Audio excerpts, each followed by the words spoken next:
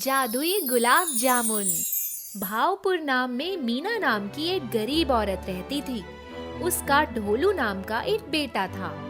ढोलू सिर्फ नाम का ही ढोलू नहीं था, बल्कि ढोल के जैसा डील डॉल और मोटा भी था।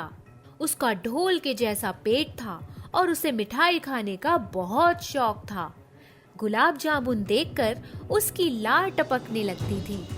सोते जागते गुलाब जामुन के ही सपने देखता रहता था। ढोलू बेटा उठो, सुबह हो गई। अरे अम्मा, अभी अभी तो गुलाब जामुन खाने को मिलने वाले थे कि जगा दिया। तुझे तो सपने में भी गुलाब जामुन ही दिखाई देते हैं। पागल हो गया है तू गुलाब जामुन के पीछे। लगता तो ऐसा ही है अम्मा। चल अब उठकर खेत से कुछ सब्जियां ले आ। माँ के कहने पर ढोलू खेत पर सब्जियां लेने के लिए चला जाता है। वहाँ से सब्जियां लाने में उसे दोपहर हो जाती है। वह रास्ते में थकान महसूस करता है और एक पेड़ के नीचे आराम के लिए बैठ जाता है। तभी पेड़ का एक पत्ता टूटकर उसके पास गिरा और कहने लगा, हे भगवान, तू पत्ता क्यों गिराता है? गुलाब जामुन क्यों नहीं गिराता है? जैसे ही ढोलू यह कहता है, पेड़ के ऊपर से एक प्लेट उसके पास आकर गिरती है। हाँ, खाली प्लेट गिरी। गुलाब जामुन से भरी प्लेट गिरती तो कुछ मजा आता। गुलाब जामुन का नाम लेते ही वह प्लेट गुलाब जामुन से भर जाती है। जैसे ही ढोलू को गुलाब जामुन दिखे, वह उन पर टूट पड़ता है।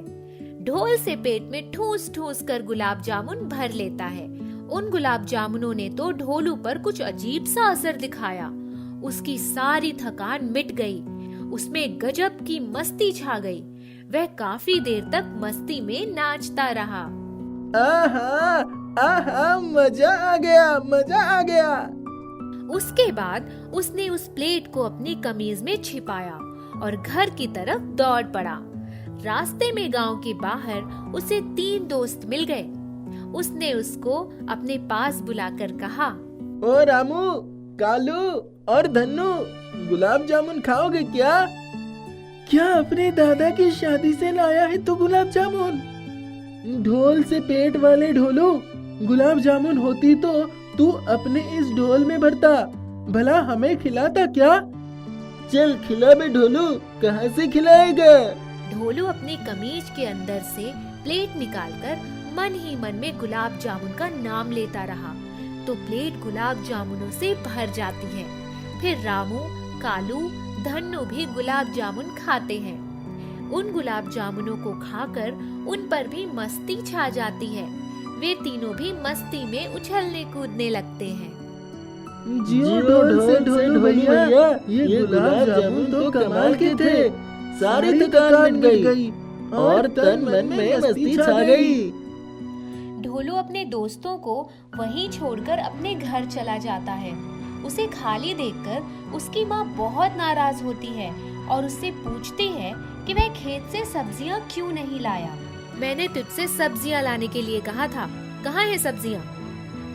अरे माँ, सब्जियों को मारो गोली और तुम गुलाब जामुन खाओ। गुलाब जामुन खाऊं? कहाँ से खाऊं? यहाँ से खाओ, ये प्लेट देगी तुम्हें गुलाब जामुन। ढोलू मन ही मन प्लेट से गुलाब जामुन मांगता है और प्लेट देखते ही देखते गुलाब जामुनों से भर जाती है। मीना उसमें से गुलाब जामुन उठाकर खाती है तो आश्चर्य में पड़ जाती है और कहती है, अरे ये तो बड़े कमाल के गुलाब जामुन है। खाने में तो मजेदार ही है, साथ में तन मन की थकान को भी मिटाते हैं। ये शरीर का दर्द और थकान मिटाने वाली गुलाब जामुन है अम्मा, और साथ में मस्त भी कर देती है। अरे सच में मस्ती छा रही है बेटा। तभी गोलू सोने चला जाता है। मीना बहुत सयानी और लालची थी। उसने सोचा, ये जादुई गुलाब जामुन है तो क्यों ना और खा लूं। यही सोचकर वो बहुत सारे गुलाब जामुन खा लेती है और देखते ही देखते उसका पेट फूलकर मोटा हो जाता है। फिर भी वो और गुलाब जामुन खाती है। तभी गोलू वहाँ आ जाता है। माँ, ये क्या? तुम तो बिल्कुल गुलाब जामुन जैसे हो गई हो। इतना मत खाओ। अरे तभी तो खाना शुरू किया, बस थोड़े और।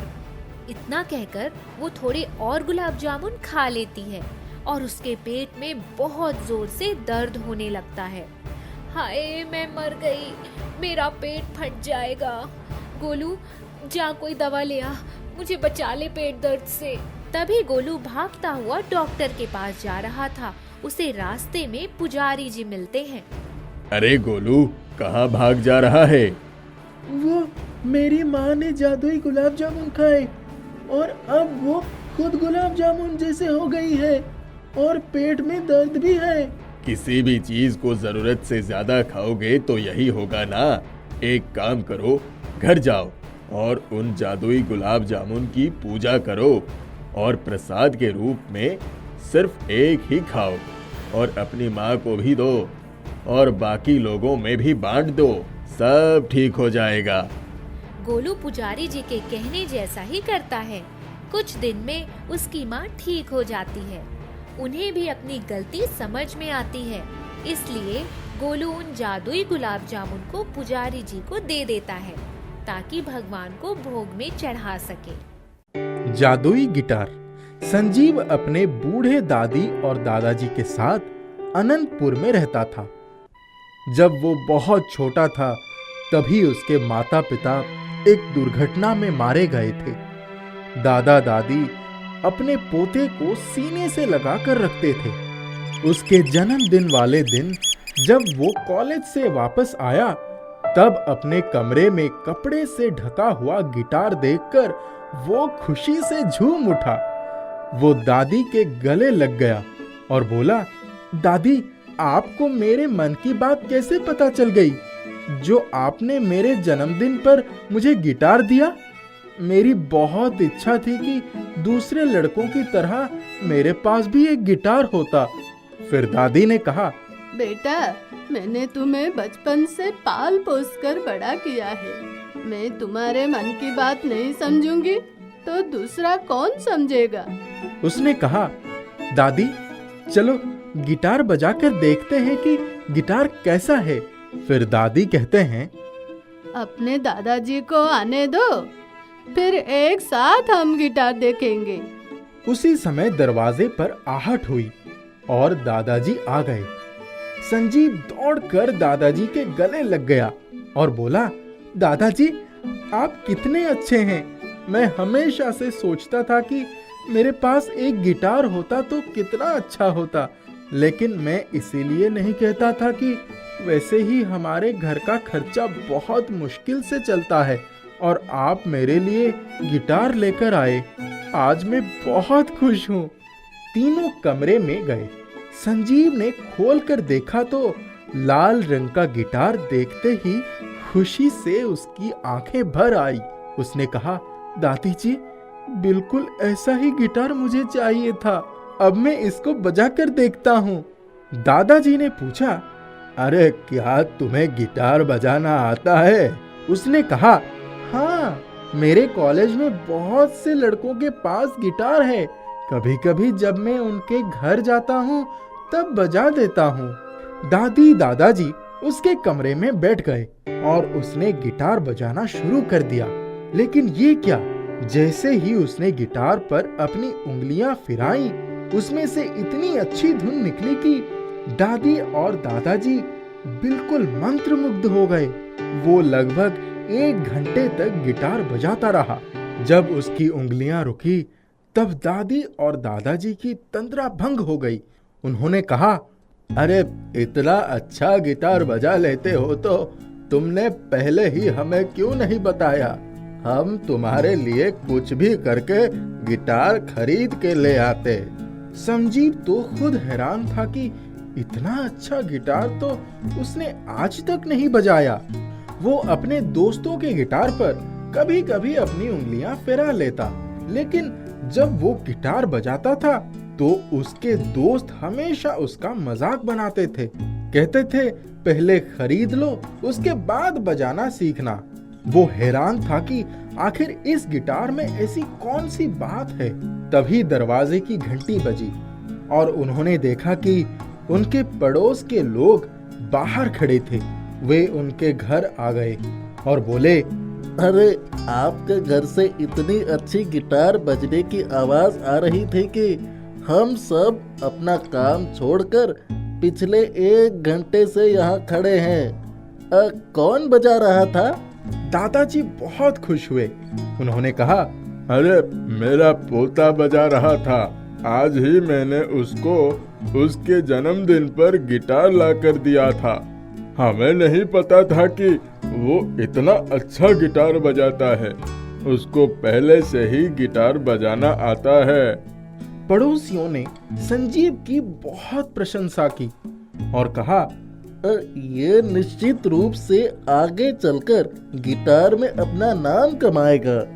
संजीव अभी तक आश्चर्य में बैठा था कि आखिर ऐसा क्या हुआ जो उसकी उंगलियां अपने आप गिटार पर चलती रहीं और इतनी सुंदर धुन निकलती रही। उसने गिटार को ढक कर रख दिया। उस दिन उसका जन्मदिन था। दादी ने शाम को अच्छा खाना बनाया था। उसने अपने कुछ दोस्तों को भी बुला लिया था। तब उसने उनको अपना गिटार दिखाया। सब ने हाथ में लेकर छू छू कर उसका गिटार देखा और बोले, अरे ये तो बहुत सुंदर है। जब रोहित ने कहा, क्या तेरा गिटार मैं बजा सकता हूँ? तब संजीव ने कहा, नहीं नहीं, पहले मैं बजा कर दिखाता हूँ, इसके बाद तुम बजाना। वो फिर से गिटार अपने हाथ में लेकर बजाने लगा। उसके गिटार बजाते ही दादी, दादा और उसके सभी दोस्त मंत्रमुग्ध होकर आसपास बैठ गए। उसको गिटार बजाते हुए 1 घंटा बीत गया था, लेकिन किसी की उठने की इच्छा नहीं थी।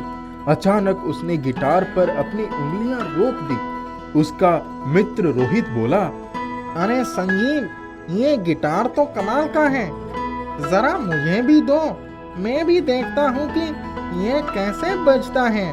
संजीव ने गिटार उसके हाथ में थमा दिया। रोहित ने उसको बजाना शुरू किया तो उसमें से बेसुरी आवाज निकलने लगी। समझ में नहीं आ रहा था कि आखिर ये सब कैसे हो रहा है।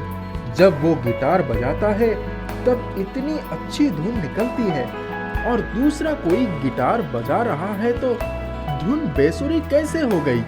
उसके दोस्त राजीव ने कहा, जरा मैं बजा कर देखता हूँ। उसने जब गिटार हाथ में लिया और जैसे ही तारों को छेड़ा, उसमें से वैसी ही बेसुरी आवाज आने लगी। संजीव ने उसके हाथ से गिटार ले लिया और उसने फिर बजाना शुरू किया। इस बार फिर से वो आधे घंटे तक गिटार बजाता रहा। आधे घंटे बाद दरवाजा खटका। जब उन्होंने बाहर देखा तो लोगों की भीड़ लगी थी।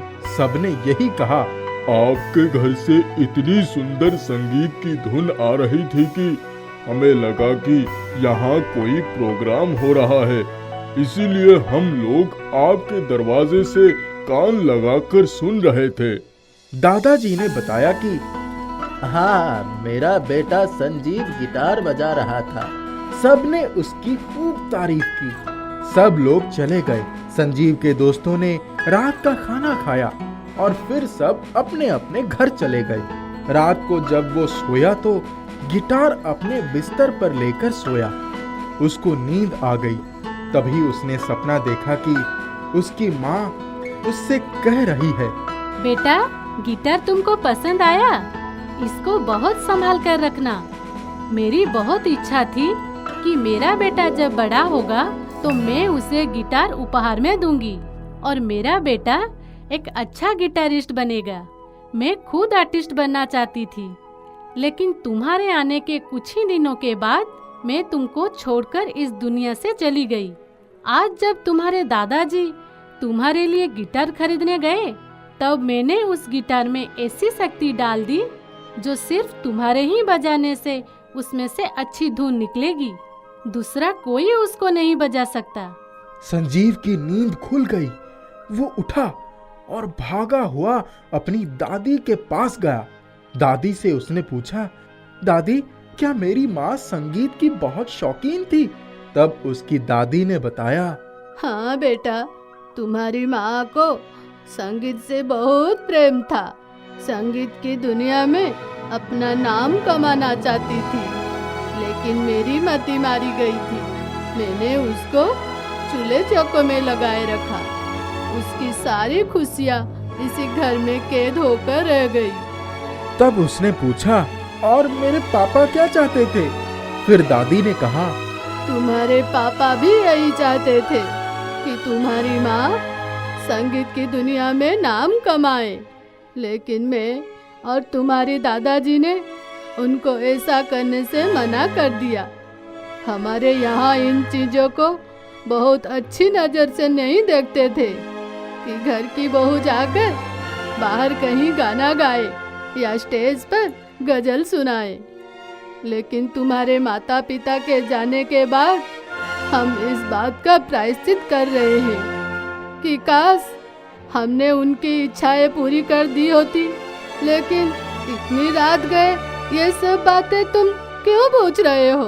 संजीव ने कहा, दादी, माँ मेरे सपने में आई थी और उसने मुझे बताया कि ये गिटार जादुई है। मेरी माँ ने इस गिटार में जादुई शक्तियाँ भर दी हैं, जिससे मैं अपने जीवन में एक अच्छा आर्टिस्ट बन सकूं। क्या आप मुझे गिटार का शौक पूरा करने देंगी? दादी की आंखें भर आईं। दादी ने कहा, हाँ बेटा, दूध का जला छाछ भी फूंक कर पीता है। हम तुम्हारी राह में कभी भी बाधा नहीं डालेंगे। तुम अपनी पढ़ाई पर ध्यान दो। पढ़ाई के साथ साथ गिटार भी प्रैक्टिस करते रहो। वो कॉलेज में पिछले 3 सालों से हर प्रोग्राम में गिटार बजाता था। जब वो गिटार बजाता था तो पूरा हॉल तालियों से गूंज उठता था। वो जब घर आकर दादी को बताता, दादी उसको गले लगा लेती। बहुत दिन बीत गए। उसका 12वीं का रिजल्ट बहुत ही अच्छा आया था और साथ ही उसको किसी कंपनी से गिटार बजाने के लिए ऑफर भी आया था। ये सब उसकी माता पिता का आशीर्वाद और जादुई गिटार का कमाल था।